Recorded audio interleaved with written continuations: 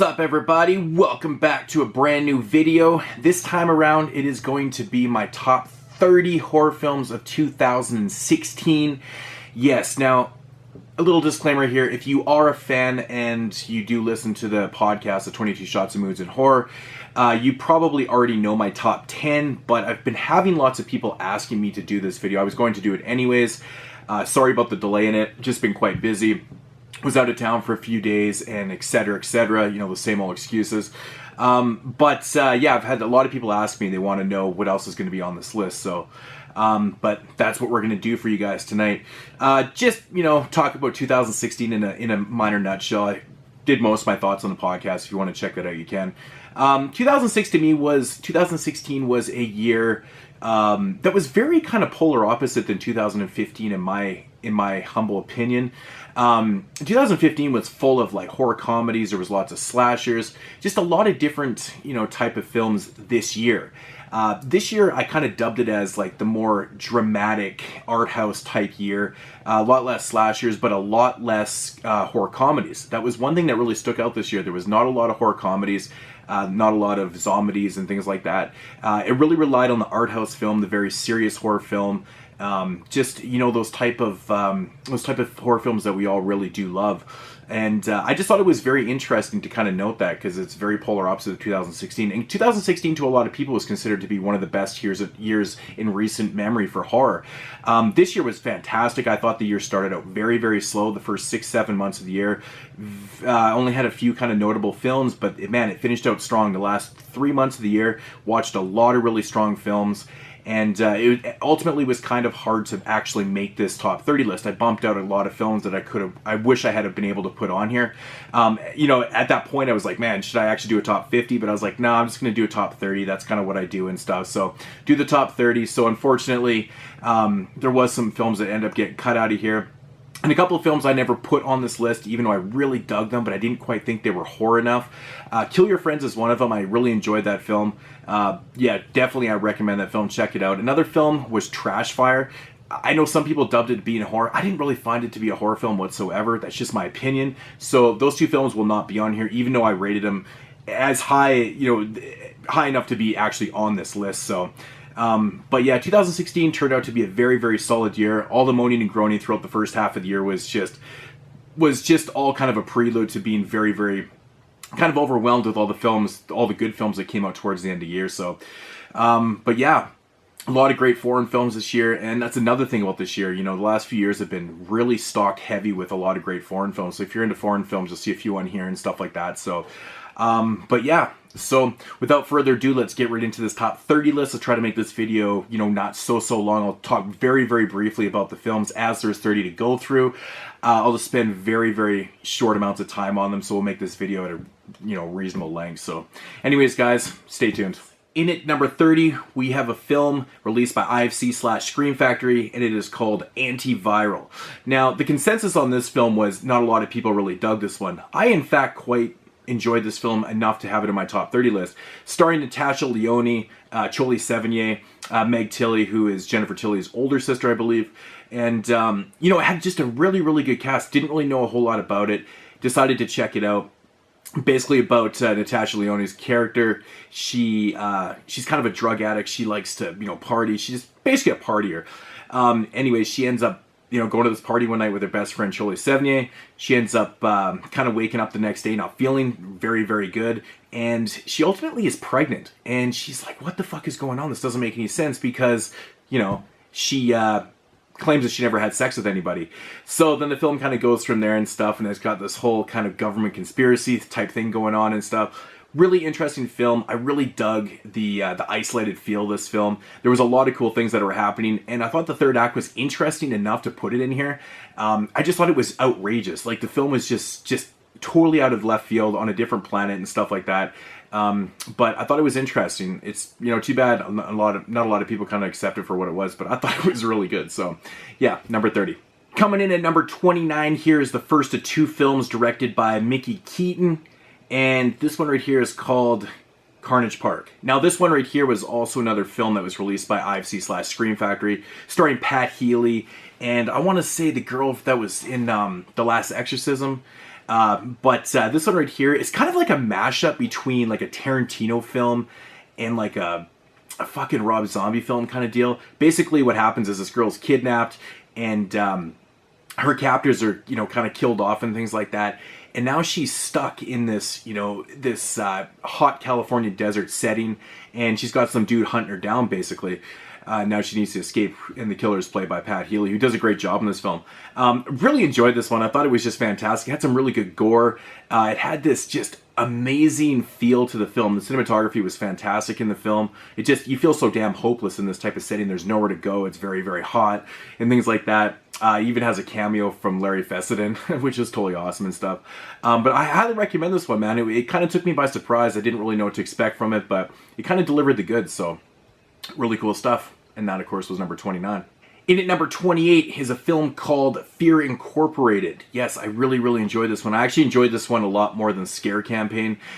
These two films are very, very similar in, you know, storyline and stuff. This one basically is about a horror junkie that, you know, is all into, like, scaring people and doing all that things. He hears about this company called Fear Incorporated where you can hire on these people to ultimately give you your ultimate scares. And that's what happens, and of course shit starts going real crazy and stuff like that, and now they got to figure out if it's real or not and things like that. I really enjoyed this one. I thought it was fun as hell. There was a lot of twists and turns towards, you know, in the third act of this one, but there was a lot of great shout-outs to, like, other horror films and things like that. I just like the whole, you know, bona fide horror fan that's, like, so into it and stuff, and all his friends are scared shitless. It had a really cool setup. I did like Scare Campaign. I didn't like it as much as this one. I thought Scare Campaign had a few kind of major flaws to it. So that's why I ended up putting Fear Incorporated on this list, but definitely give it a shot, man. It's a really fun ride. I know a lot of people had minor problems with maybe, you know, certain things that happened in the third act and stuff, but I thought overall it was such a fun film, so yeah, number 28. Coming in at number 27 is The Corpse of Anna Fritz. This is a Spanish film from Spain. Yeah, really fantastic film, actually. Basically, the premise of this one is about this famous actress named Anna Fritz, who is found dead in her apartment, and so everyone's trying to figure out exactly where she is and stuff, which hospital she's at. Nobody really knows. Of course, these two guys, they have the inside scoop because their friend actually works at this hospital, so of course they get a trip into the hospital where they go and see her body in the morgue, and ultimately they want to defile her and do nasty things to her. And yeah, that's all I'm going to say about this one. I would say probably going into this film knowing the least amount of the story is probably a better thing. But really fantastic film. You know, I didn't really know a whole lot of going into this one. I kind of went into it very, very blind, which I think, like I said, is probably the best thing to do.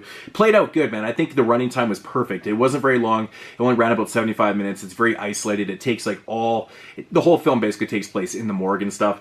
But it's kind of one of those horror films where it's all about making decisions, the right decisions, maybe the wrong decision, you know, it's about decision making and stuff, and that's kind of what the horror is of it and stuff. And I really enjoyed it, man. It had really good atmosphere inside this place. It was just eerie because it's set in a fucking morgue, you know, it's already dead in there. Really cool stuff, but I like the premise of this film. Yeah, ultimately there is things that are kind of unexplained in this one, but it didn't hurt the overall film for me whatsoever. I thought it was really, really fun, so. But definitely check it out if you can handle reading subtitles. That was number 27. Alright, so coming in at number 26 is a film called Beyond the Gates, starring Barbara Crampton. I really enjoyed this one, man.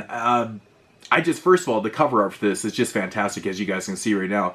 Really, really good stuff. Basically, it's about these two brothers, kind of estranged brothers, who meet up at their father's video store to liquidate it. They have, their father's gone missing, and he's pretty much presumed dead.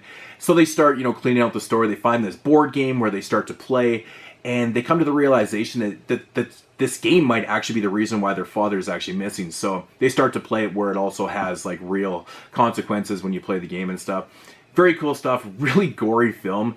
Lots of good gore and stuff. Loved the atmosphere. I thought the whole storyline was fun. I like these type of things that, you know, these type of storylines that involve board games and any type of things. It's just, you know, it's a total throwback to like the late 80s and early 90s and stuff. I believe the game was even from like the early 90s in the film. It's a modern film, but the game was actually from the early 90s.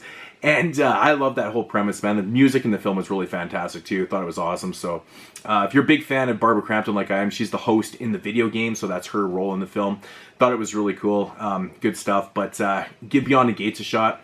thought it was really cool. Coming in at number 25 is, I would probably say my favorite slasher of the year, and it is called Fender Bender. Now this one right here really surprised the living shit out of me. I wasn't expecting a whole lot because it was a Scream Factory original film. Now I thought this was just going to be some cheap piece of shit slasher film.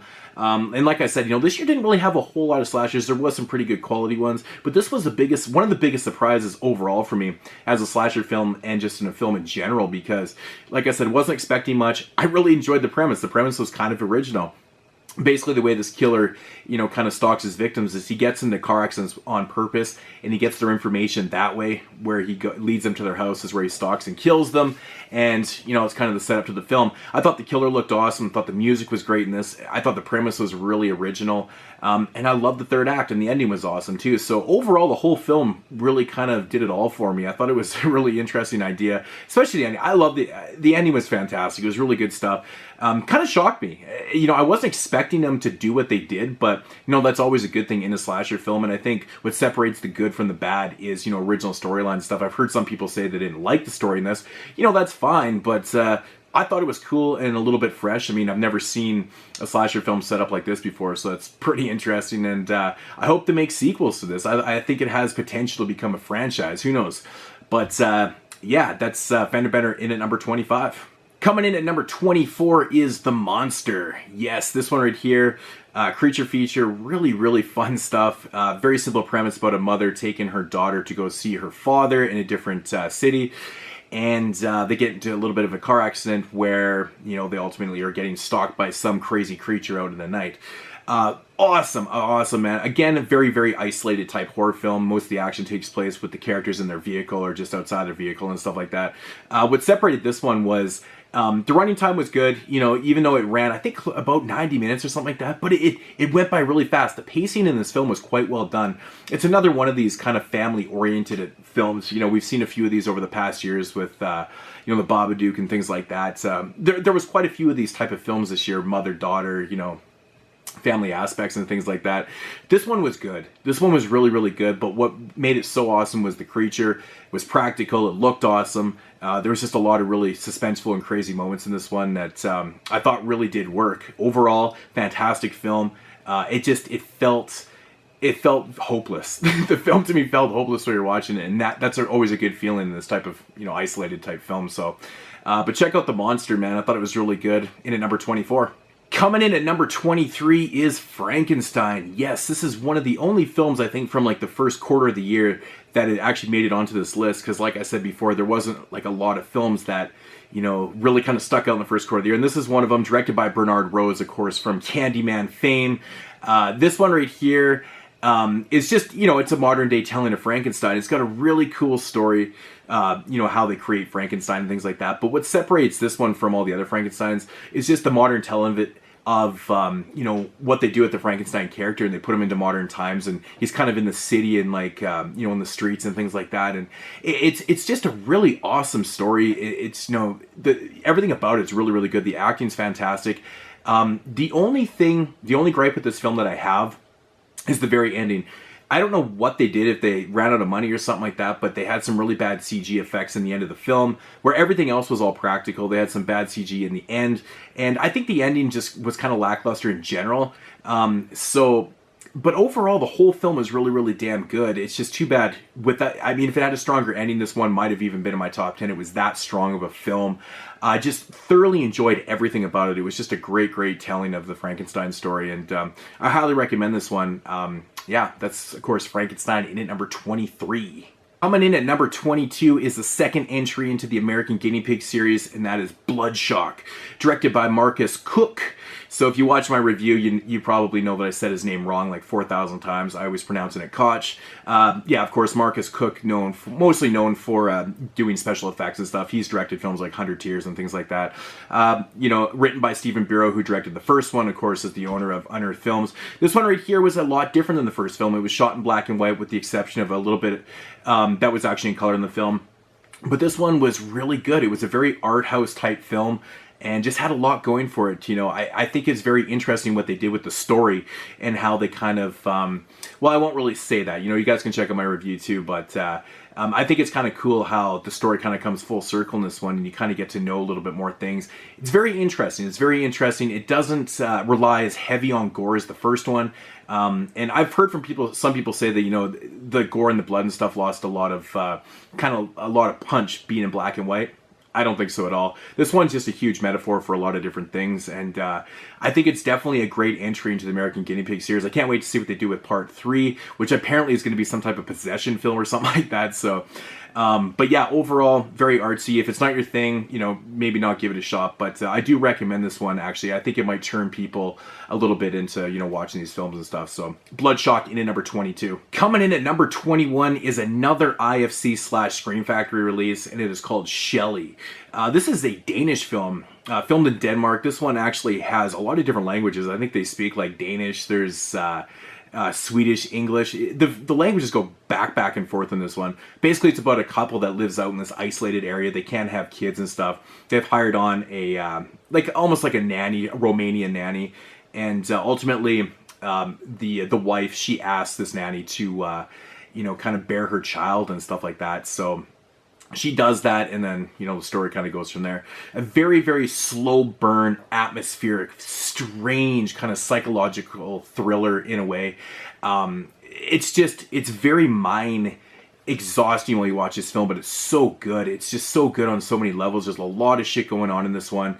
I've heard some people say they were having a hard time watching this one because of all the language differences. One, you know, you're reading subtitles, next time you're not, you know, the next minute you are. It's kind of back and forth, all these different languages and stuff. I don't really have a problem with that, but so if you do, you know, I'll just pre-warn you about that. But and also that it's a slow burn. But I think the performances in this film and just the music goes so good in this film too. The cinematography, the locations are fantastic. It has such a great psychological aspect to this film. So definitely give Shelly a shot. I thought it was fantastic, and of course that's why it's in at number 21. Alright, so breaking into the top 20 with The Autopsy of Jane Doe. I really enjoyed this movie. Thought it was awesome. I love these. Another film that's kind of set in a morgue, basically about these two corners that have this body, unnamed body, who they call Jane Doe. They start doing their, their autopsy on her, and they can't figure out what the hell is going on with this body because there's so much internal damage and all these things that are wrong with this body that it just shouldn't be like that. And, but yeah, and then everything is just, it's not what it seems to be. Another really fantastic film. Again, another film I heard a lot of people say they had problems with the third act in. I personally really enjoyed the way this whole story went and developed. I think it was a fantastic film. It's another one of these films you don't want to say a whole lot about. You kind of want to go into just, in a basic premise of it, but it's very isolated again, all taking place in a hospital. Very, very atmospheric. A lot of really crazy things happen in this film. And I thought it was fantastic. Definitely give this one a shot. The Autopsy of Jane Doe in at number 20. Coming in at number 19 is an anthology film called Southbound. Absolutely adored this film. I really am a big fan of this format of intertwining, all these stories and stuff. This one all takes place on a highway, and a very kind of desolate highway and stuff. 5 stories that intertwine and stuff. All comes together really, really cool. I think all the stories were fantastic in this one. I didn't think there was any misses. Very, very creepy, unexpected, twists and turns and things that were happening in this one. It's an anthology film, so you can't really I don't want to break down the stories at all, but man, this one was awesome. Great atmosphere, great performances, awesome kills, good stuff, man. I love me some highway, some road horror, and I love anthology, so this one just went hand in hand to me, man. It just blew my socks off, really, man. That one was for you, Brandon. But Southbound, man, really awesome stuff. You like your anthologies, like road horror, if you're fans of Trick or Treat and things like that, you're gonna love Southbound. Definitely give it a shot. It was fantastic, and that's why it's in at number 19. Coming in at number 18 is one of the very first films to come out, very first horror films to come out of Turkey, and that, of course, is Baskin. This is another IFC/Scream Factory release. I did not realize how many IFC films I actually had on my list. That's crazy, and that's awesome because these are more independent films. And, but yeah, Baskin is basically a whole nightmare about these cops that go to investigate something, and they ultimately walk through this gateway to hell, and Yeah, that's your story right there. Very, very nightmarish, atmospheric, great performances, awesome. Everything about this film is just really brilliantly done. The main antagonist in this film, I have to say, is one of the creepiest looking dudes ever. A lot of people have asked me and asked other people if, you know, this person was wearing makeup during the film. He actually wasn't. He's just a very odd looking individual. But yeah, the scenes with him are just really fantastic. I love the story in this one. It's not 100% original, but, you know, this type of story has been done before, but I think the way they executed the story in this one was fantastic. I'm a big fan of these whole into hell, nightmarish type films and things like that. No exception. The gore was fantastic in this film. It all played out really, really nice, and I think everyone should check this one out, so that's why it's in at number 18. Alright, so coming in at number 17 is kind of an interesting choice, but this one really, really satisfied me on all levels. It was so well done, and it's called Winners Take All, the Henderson Brothers story. This is basically the story of the Henderson brothers who are telling the story of their rise and fall, you know, of their careers in the 80s with their shot on video films and things like that. It's such a well done documentary, man. It actually plays out like it's so real. It's unbelievably well done. I mean, the footage that they show in this, that they're, you know, that they've obviously shot and stuff, is so damn classic looking. It's just amazing. But this whole story, it's really, really well written. Very well acted for what it is. I mean, I think the characters that they created were just absolutely amazing. So perfect for this film. The music, just the sets, everything about this one, it plays itself out to the point where you're like, you know, you're asking questions. You're definitely asking questions, but I couldn't recommend this one enough. You like these type of films, give it a shot. One of the best written films of the year. Winners Take All, the Henderson Brothers story. Check it out. It's awesome. Coming in at number 16 is The Good Neighbor, starring James Caan. Yes, the one and only James Caan. It's basically about these two guys that decide that they're going to write their thesis on turning a neighbor into, or basically seeing how much a neighbor can take before they snap. So what they do is they set up video surveillance watching their neighbor, who apparently has a history anyways. So what they want to do is they want to try and fuck with him to the point of breaking. And that's pretty much all I'll let you know about the story. This one right here was, in my opinion, was executed almost perfectly. I think there was a little couple bumps in the storytelling. But overall, man, this one it packs so much punch. I think the performances are excellent. James Caan as this, you know, as this kind of villainous character, as he's portrayed in the film, does such a great job. He's just so awesome. Everything about his performance is just outstanding. Even the kids' performances, they did a really good job. They're like, you know, high school type college students, you know, about that age type thing. But the whole idea of the film is really cool, and it's got a great, great ending. It's one of the best endings I've seen in a long time, and that's really kind of what sells the whole film. It's just awesome. I don't want to say anything else about it, but you got to give it a shot. That's The Good Neighbor. Coming in at number 15 is Shin Godzilla. Yes, absolutely love this film. What's the story about? Well, it's a goddamn Godzilla film. You figured it out. But no, this one was really damn good. Japanese, you know, Godzilla film. And I have to say, this has probably got one of the best looking Godzillas I've ever seen in a film. I absolutely loved the effects in this one. It really fantastic done, man. Godzilla was menacing, looked so good. Just everything with them breaking through the city and shit like that. The effects were just top notch. My only little gripe on the film, it was a tad bit long. It runs about 2 hours. I think they probably could have summed up and done this film in, you know, 90, 95 minutes kind of thing. It ran just a little bit too long, but, you know, it was never boring or anything like that. So if you're a big Godzilla film, you gotta check out Shin Godzilla, man. Looking forward to the sequel. Had a great, fantastic ending to the film, too. Don't want to give anything else about it away, but if you are a fan, you're probably going to seek this one out anyways, because, lo and behold, it's a Godzilla film. So, of course, that's why it's in at number 15. Coming in at number 14 is The Mind's Eye. Yes, directed by Joe Begos. Is how you pronounce him? Probably said that wrong. He directed Almost Famous, which was actually released by IFC a couple years back, so another mention for IFC. This one right here is pretty much dubbed the Scanner sequel that we never got. Storyline is pretty much the exact same. It has very, very, you know, much similarities to Scanners. So it's one of those type of telepathic type, you know, type films. This one right here, awesome score, great gore. I've heard a lot of people say their biggest gripe with this film was, you know, just the story itself, but I think the story was what it should have been. I didn't really see any problems with the story. Excuse me.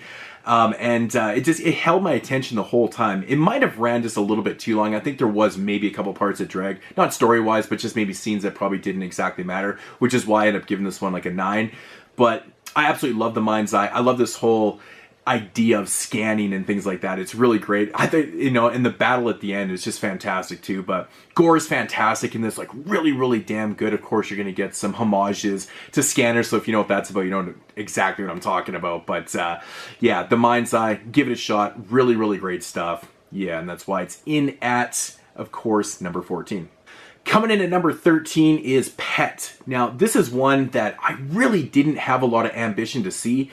I read the synopsis on it and I was like, I don't know about this one. It just sounds like, you know, the other 100 films that are just like this one. I was completely wrong. I actually gave this movie the script of the year. This one had a lot of great twists and turns, and it's basically about this guy who works in this test facility type place, or works in this animal shelter type thing. And he bumps into a girl that he went to school with once, and he becomes obsessed with her. She, you know, ultimately will not go out with him, so he kidnaps her and places her in the basement of this facility, where shit kind of doesn't go exactly as planned. This was an excellent, excellent film. I thought the performances by both leads in this film were fantastic. The script with all the twists and turns, it's very smart. It was a very, very smart film. I love the chemistry between these two people too. It was awesome. It was really, really good stuff. A lot of great things going on. Fantastic ending to the film. And that's what I was a little bit worried about when I was watching this, when I was like, okay, this film's going really damn good. It's got some really cool narrative twists and things like that. It could be ruined by a bad ending, but no, the ending was fantastic in this film. It was really well done. Maybe a couple parts are a little bit unbelievable, but I think at times you got to kind of separate yourself when you're watching these type of films. But Pet, lo and behold, was a huge surprise for me this year. And that's why it's so high on my list at number 13. All right, so coming in at number 12 is The Green Room. Yes, I absolutely love this film. I did consider this one to be horror. I know some people definitely had this in the same battle as, you know, Trash Fire and other films like that, but I considered this one to be quite horrific. Actually, the story is pretty nasty. Starring Anton Yelchin, of course, who passed away shortly after doing this film, which is kind of a shame because he was kind of an up-and-comer in this genre, too, man. He did lots of cool films and things like that. Patrick Stewart plays the head of this Nazi group. Basically, it's about this band, this punk band, that witnesses a murder after playing a show in this this neo-Nazi type establishment, and now they got to fight for their lives. They got to get the fuck out of there because these Nazis don't want to let them leave and things like that. Of course, led by Patrick Stewart. Really fantastic film, man. This one was just, man, suspenseful, and it was dreadful. Really, really dreadful. It's got some nasty, nasty scenes, some really cool gore and things like that. I think it played out how I was kind of expecting it to play out, which was, you know, it was kind of a shame. I was kind of hoping for maybe a little bit of a different ending, but I still overall love this film, man. Really great performances. It's interesting to see Patrick Stewart do a film like this. I don't know why he ever took the role, but I don't know, maybe it's because he's bald. I have no idea, but The Green Room, all around, really great stuff, man. I like the setup to it. It was just kind of nasty and brutal, and had some really great scenes. Really, really great scenes. So check out The Green Room if you haven't. I mean, most people probably have. It's very popular this year, but yeah, so that's why it's in at number 12. Coming in at number 11 is the second film by Mickey Keaton on this list, and it is titled Darling. Yes, this one right here, such a great, great film, man. Of course, starring Lauren Ashley Carter. She's been in so many damn good films, but if you don't know who she is, go check her out. Really, really great performance, this one. Basically, she plays a person that kind of takes this house-sitting gig in this apartment where it has a past. It has a past, but it doesn't really scare her. She wants to stay there anyways. And of course, things start getting really, really crazy in this one. Even has an appearance by Larry Fessenden in this one too, which is kind of cool. Yeah, really fantastic stuff, man. Shot in black and white. I think set in the 50s or 60s. I'm not 100% sure. I think it is in the 50s. I'm not 100% sure. But it's very, very art house. It's very kind of slow moving. It's very atmospheric and very mysterious. And this one kind of keeps you guessing throughout the whole film. But man, really, really great performance by Lauren Ashley Carter. She did such a great job in this film, like she always does. I loved her performance in Jughead. I think she kills that movie. That was one of my favorites of a couple years ago too. But if you like these art art house films, you know, shot in black and white. Definitely give this one a shot. Don't want to say too much else about it, but it's fantastic. Absolutely, absolutely love this film. She actually, I think, pretty much won for my Best Actress of the Year. Loved her performance in this. So, yes, Darling just missed the top 10, in at number 11. Yeah. Top 10 time. Yes, coming in at number 10 is Sergio Diabolico, directed by Adrian Garcia Bagalano. He's most famous for directing like Exists and Here Comes the Devil, Penandra, 36 Pesos, lots of films, man. Just one of those directors, one of those Spanish directors that is just non-stop hits with me. This one right here is a film about a guy that kind of abducts this girl. He's having some issues in life with, you know, with work and at home and things like that. And he's taking his frustrations on abducting this girl. It doesn't really go as planned, and that's your film right there. Very simple premise, but executed beautifully. Absolutely masterful. Great performances in this one by everybody in this one. The way this one plays out is just, it's fantastic. It's, you know, that's what I love about these type of films. You kind of read the storylines, you're like, okay, you know, this one's been done before, but how's it going to play out? Well, this is a great example of a film that took a very simple premise and executed it perfectly. The main female lead in this film, she's just so fucking awesome, man. It's just great. But the guy who plays the lead, I can't remember his name, but he kills this role. He's very, very awkward, and he's kind of unsettling all through the whole film, and it's just fantastic. Again, another really, really awesome soundtrack in this film. This was a year of a ton of great soundtracks. So many good synth soundtracks, and just soundtracks that, you know, fit films, you know, of other types of genres of music and stuff. But Sergio Diabolico, it made my top 10 because I absolutely love this film. It's masterful. Can't wait to see what he does next because he's such a great director. Yeah. Coming in at number 9 is a very, very low-budget film that was kind of a late entry into my top 10. I watched it late in the year, and it blew my socks off. It really did, and it's called The Barn. It's a great, great low-budget Halloween themed horror film with some great mythology behind all these characters and stuff. It's basically about this group of friends that are going to a concert. They ultimately wake up these 3 kind of demon characters that were inside this barn, and all hell is now broken loose. It's just fantastic. The story's really, really well developed in this film. The mythology behind all the characters in the film, you know, the boogeyman and the candy corn scarecrow, things like that, and Hollow Jack are just fantastic. The way they use each other to kind of feed off and create things and stuff. It's such a great premise. I think the biggest downfall to this film is the acting is a little bit hit and miss at times, but at times, you know, it does kind of fit it too, because this movie is set in 1989, and it's another one of these films that doesn't constantly have to remind you that it was set in the 80s. It just masterfully keeps showing that it's from the 80s. Great soundtrack, awesome atmosphere. Like, if the soundtrack really sells this film, it's fantastic, and the costumes are great, man. You know, it's very low budget. You know, the villains, they look kind of low budget and stuff, but it's very much of the times. You know, if you think back to the 80s, a lot of these type of characters kind of look like this and stuff. But awesome film, great gore, just has it all. It's going to be on heavy rotation for, you know, for the Halloweens to come, for myself at least anyways. So heard a lot of people say they didn't really care for it. I 100% disagree. I think this is one of the funnest kind of low budget indie films of the year. And that's why I made number 9.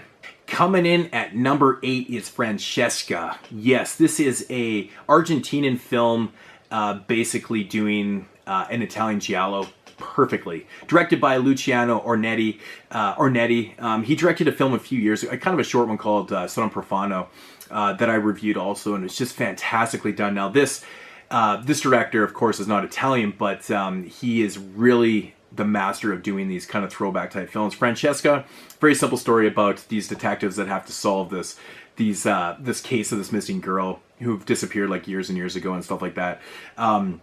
It's your typical type giallo film, but it's executed pretty damn perfectly. I have to say, the visuals in this one, I mean, if you didn't know any better, you would have actually thought this film was shot in the 70s.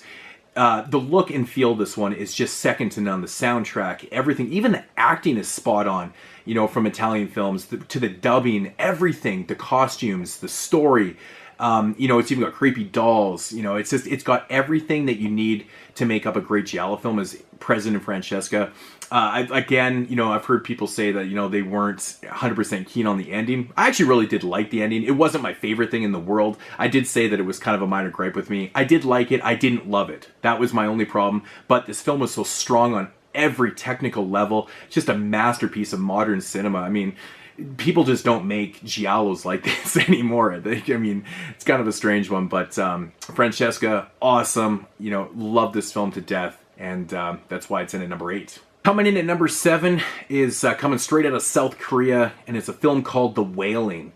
Now this one right here, I know was constantly being plagued by people. They kept saying it was way too long. For the story itself, I think it probably could have been trimmed down a little bit, but overall this was a fantastically executed film, and it really didn't drag like at all for me. I thought it was great. It's basically about this police officer that has to, he's investigating, you know, this mysterious guy that's moved into this town. You know, after he's moved in, a bunch of people started getting sick, and of course his daughter ends up getting sick, and people are acting all crazy and weird things are going on and stuff. So it's up to him to kind of solve what the fuck is going on. And very cool story. I love the twists and turns in this film. I love the way this thing is, how it plays out. It keeps you guessing the whole time because you're not 100% sure which way it's going to go, and even who the bad guy is, or you know, or who the full, you know, protagonist is in this film. I mean antagonist, and I love that about this film. That's why the running time to myself didn't really matter a whole lot, because it was a guesser. It was very well acted. This one had a great tonal switch in it. Beginning of the film, the cop was a little bit silly. Things were kind of being silly. But then when, you know, we had to be serious, it got serious, and it was a perfect switch in tone. Had no problems with it whatsoever. I think The Wailing was a masterpiece this year. Very well done film. And that's why it's in at number 7. Coming in at number 6 is The Neon Demon. Yes, that's right. I absolutely love this film. Directed by Nicholas Winding Refn. You know, he's, of course, mostly notable for directing Drive and Bronson and Only God Forgives, and he's done so many good films. The Pusher trilogy. Really like this guy's films. This was no exception. I really enjoyed this one. You know, it's a very slow burn film about a character named Jessie that moves to Los Angeles. She's an aspiring model, and she gets kind of caught up in that world and things like that. How I dub this film, it's basically Beauty versus the Beast. This one is literally about that. It tells that story so many times within the film. You know, it's just about the industry. You know, it's anybody versus the system versus the machine. You know, and how it literally, you know, chews you up and spits you out and shit like that. This one it's a very metaphorical film. It's got a lot of, you know, kind of underlying elements to the film. So, you know, if you just kind of take it for face value, you might not be that interested in this one, but it's a very beautiful film, you know, inspired very much by Italian films like Suspiria, and, you know, directors like Argento and Bava and things like that. It's got a lot of those type of elements. I love how there's a lot of different type of subplots in this film that are all kind of telling that reoccurring theme, which is, you know, Beauty versus the Beast. You got even Keanu Reeves makes an appearance in this film as a seedy hotel owner, which he does a fantastic job. You know, I've said many times, I'm not the greatest fan of him, but I am becoming one because recent films and in memory have been really good. John Wick, fucking love that movie. But Neon Demon, really great performances. I think it really kind of showcases itself in the third act in this one. Overall, really fantastic film. You can hear my full thoughts on the podcast if you want, but I do recommend it, man. I really enjoyed The Neon Demon. I think it's a modern day masterpiece in my opinion, so check it out. Coming in at number 5 is Eyes of My Mother. This one right here, shot in black and white. It's pretty much what I dubbed off the top of the show, another one of these kind of dramatic horror films. It's very art house. Again, you know, shot in black and white, just very slow pace and things like that.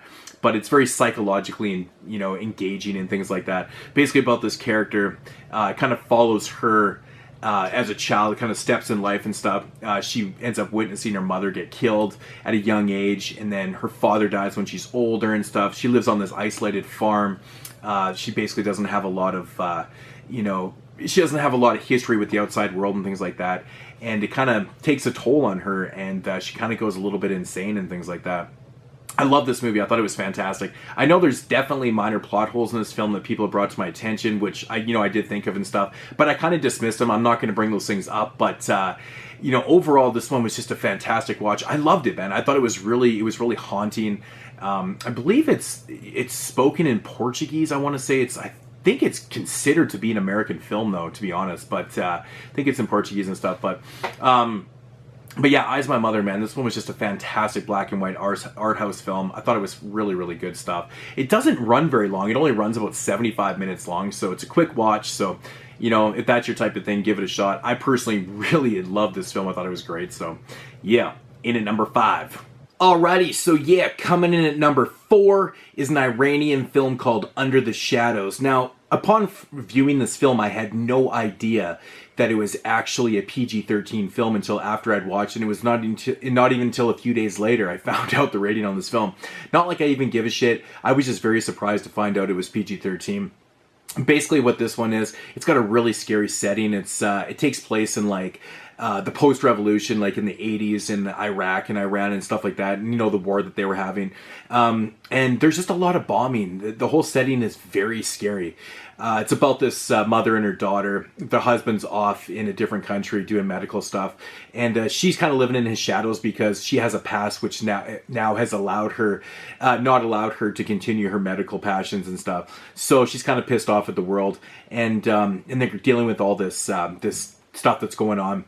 Sirens are going off. They got to go down in the bomb shelters and stuff, and then all of a sudden they start getting haunted by this djinn that ultimately comes in when this missile hits their building and stuff. Very, very scary film, in my opinion. It was very, very scary for a PG-13 film. It was the setting alone, which was really crazy, man. It had me going, and just the whole demon aspect of it too had me going too. I mean, a lot of people found it a little bit to be cliched and things like that. Maybe a little bit, but I think that they executed the whole story very perfectly, in my opinion. Like, not perfectly, but it was very well executed, I should say. So, but yeah, the setting alone was just haunting, and I thought it was very scary. Very well done film. So, Under the Shadow in at number 4. Alright, so coming in at number 3 is the New England folktale, The Witch. Yes, I love this 17th century story, man. Basically about this family that's kind of ostracized due to their beliefs and stuff like that. Where they have to move out into this isolated area where they got to deal with the forces of witchcraft and all these other types of things and things like that. This is just one of these type of films that just doesn't come along that often. It's so elegant. It's shot so beautifully. I have to say the acting is second to none in this film. I mean, the dialogue is just so exactly from the times and things like that. You know, it's so authentic feeling. It's just unbelievable. Really, really great performances in this one. Very haunting, slow burn type film. Very atmospheric. The locations used in this were just amazing. I think they actually shot some of this in Canada, to be honest. But overall, it's just an amazing, amazing watch. I mean, everyone knows about The Witch. It's just a fantastic film. Really enjoyed pretty much everything about this one. My only complaint is the ending of the film wasn't exactly what I didn't really care for it a whole lot, but I didn't hate it either. But that was pretty much my only gripe with this film. But The Witch overall, very, very well executed film. These films just don't come along too often. So yeah, The Witch. Coming in at number 2 is the German giallo Masks. Yes, that is right. This film right here, oh my god, I absolutely loved this movie, man. Go figure that a German giallo type film would be coming out in these times, you know, and done so well. It's basically about this girl that gets accepted into this German school, a very, very well respected and known school, but it does have a history. Some of the methods used back in the 70s by this one teacher and stuff were not acceptable, and things like that. And now, of course, that she's in this school, things are starting to go really, really crazy. People are starting to go missing, and it turns out that maybe some of these methods are being performed again on the students and things like that. It's just a fucking masterpiece. Everything about this film is just amazing. The score is so damn good. The acting is so good. The school that it's set in, you know, the whole setting is just fantastic. The gore, the story, the twists and turns, everything about this one is just fantastic. Very much influenced by, you know, these kind of school art house type films. Suspiria is a big influence, you can tell, in this film because of the setting and the way the lighting is, and it's fantastic. But I couldn't recommend Masks enough. So good. Seek it out. It's released by Real Gore Releasings. Get an awesome copy of it. Even comes with the soundtrack, which is such a bonus because it's another great soundtrack from the year. So check out Masks. It's awesome. Yeah. Coming in at number 1, and this might be a big surprise to some people because I think a lot of people thought that Masks was probably going to be number 1 on my list.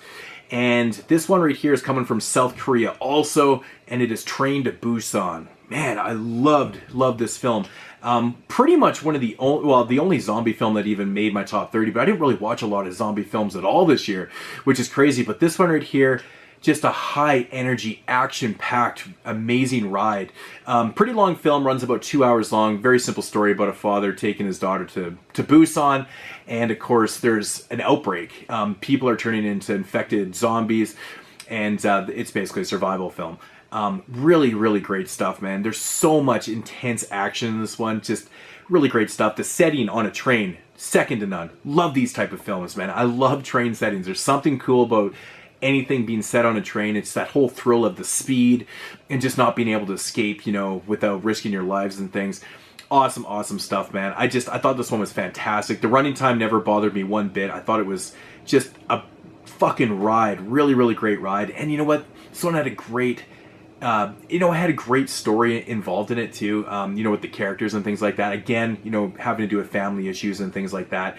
But the ending, man, the third act was really kind of tear-jerking and stuff. And again, got me. This was like the second film this year, along with The Good Neighbor, that kind of made me tear up a little bit. I actually don't watch horror films and do that very often, but you know, that's how involved you get with these characters and stuff. And Train to Busan was an excellent film, man. I thought it was really fantastic, and you know, I hope more people actually get to see this film. So as it's, I think it just came out on Blu-ray. So yeah. So that is going to do it for my top 30 list. I would love to hear what you guys, you know, what would be on your guys' list and your top 10 lists and things like that. This whole list is based off of 131 films that I watched this year. So I did watch a fair amount. There was some films I never got a chance to see that, who knows, could have made it on here. But I did see a fair amount, and I felt like the amount of films that I did see was good enough to actually make this list and stuff. So, but yeah, that is going to do it for my top 30 horror films of 2016. I hope you guys enjoyed it, and as usual, I'll check you guys in the next video. Peace!